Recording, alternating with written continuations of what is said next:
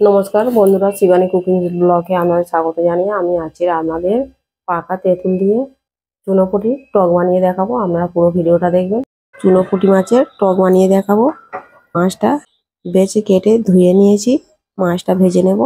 মাছে নুন দিয়ে দিচ্ছি, হলুদ গুঁড়ো, মাছটা মাখিয়ে নিচ্ছি। আমি আজকে তেঁতুল দিয়ে টক বানিয়ে দেখাবো। কড়াই সর্ষের তেল দিয়ে দিচ্ছি, তেল গরম হয়ে গেছে, মাছগুলো আমি দিয়ে দিচ্ছি কড়াই।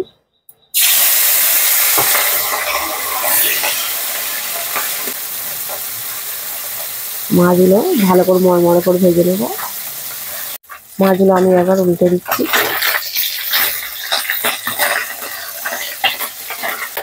মাছগুলো ভাজা হয়ে গেছে, আমি এবার তুলে নিচ্ছি।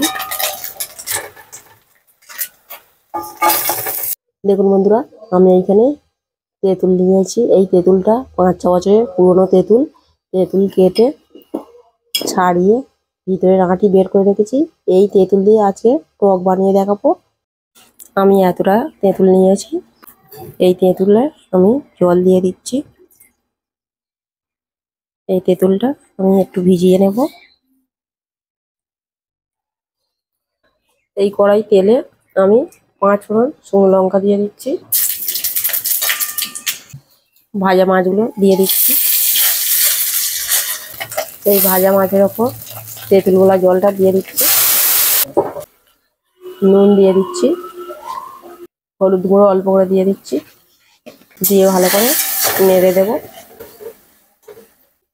চিনি দিয়ে দিচ্ছি, টক টক মিষ্টি মিষ্টি হবে।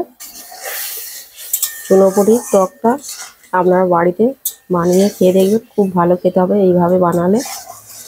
আপনারা যদি মনে করেন টকে একটু মিষ্টি বেশি দেবেন, মিষ্টি দিয়ে নিতে পারেন।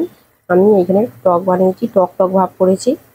চুনোপুঁটির টকটা বানানো হয়ে গেছে, আমি এবার ঢেলে নেব। চুনোপুঁটির টকটা বানানো হয়ে গেছে। এই টকের রেসিপিটা আপনাদের ভালো লেগে থাকলে শিবানী কুকিং ব্লগে সাবস্ক্রাইব করবেন ও লাইক দেবেন।